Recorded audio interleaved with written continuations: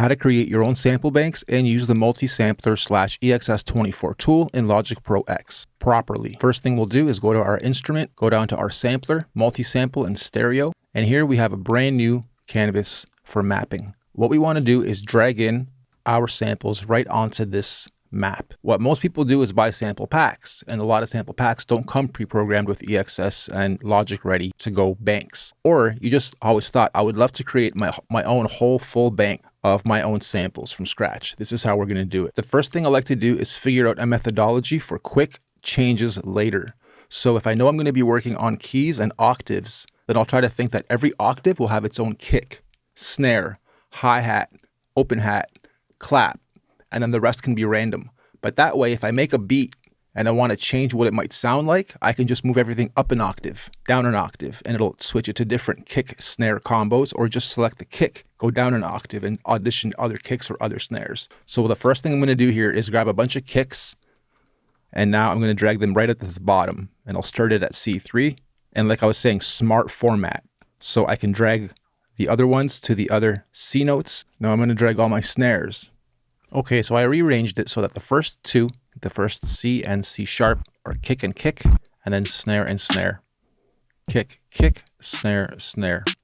Then we'll do hi-hat, open hat, clap, and a few others. So I'm just going to fast forward this part. Okay, so that did take a little bit to set up, but I'm giving you guys an example of what I just said, of smart octave-based kit design. And then at the very beginning of this and at the very end of this, we have something stretched out.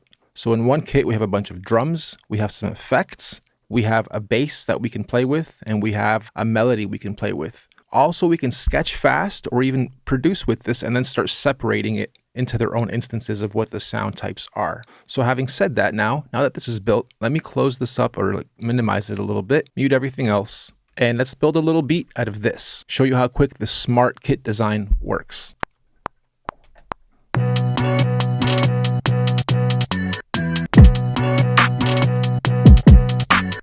Okay, so we have a quick kick, snare, hi-hat combo. Now I can grab both layers or however many layers it took you to make your beat. And now either grab all of them or grab individual kicks or snares or hi-hats and start moving them around in octaves to get different feels and funks for your beat.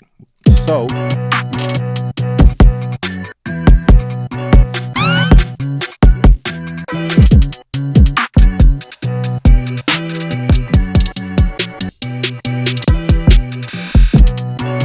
now I'll duplicate that one more time. I did mention that we have a bass at the bottom.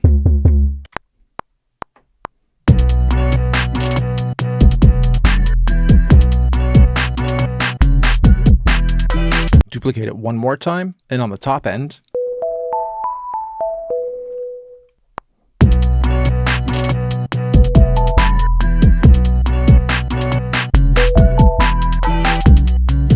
just something simple like that. So now you can see how fast we can work with just one kit and without me talking. If you were just sketching and you could get the beat in there, package a little bass and a little melody around it, then use those MIDI notes, assign it to other layers and choose the right sounds for those while you're still in your groove. I actually like this so much, I am going to go save it for myself. Now you'll see how many I have here.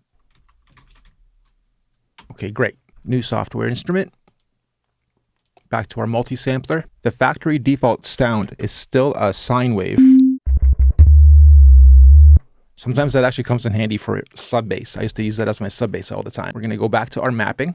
Okay, so the last example I'll show you here is doing an instrument.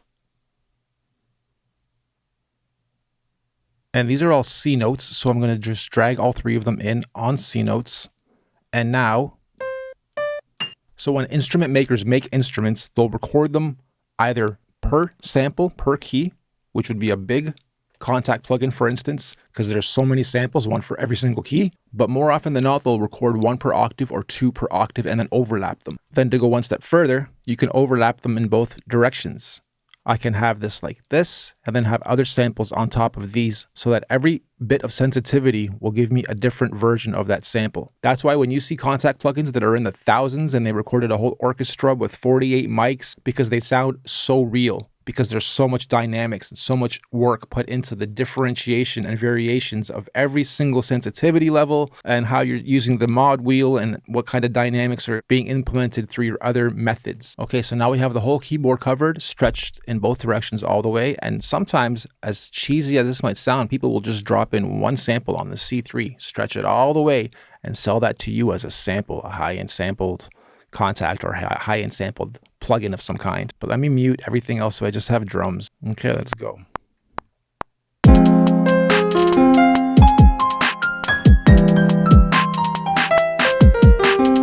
Doesn't sound too horrible. I can add a little bit of a reverb to it.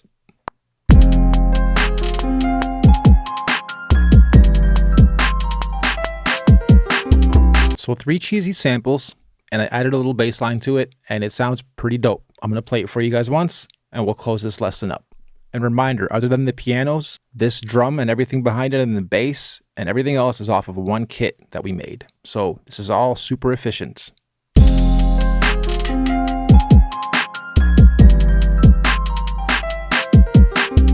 And that's how to create your own custom sample banks using the multi-sampler in Logic Pro X. Next lesson.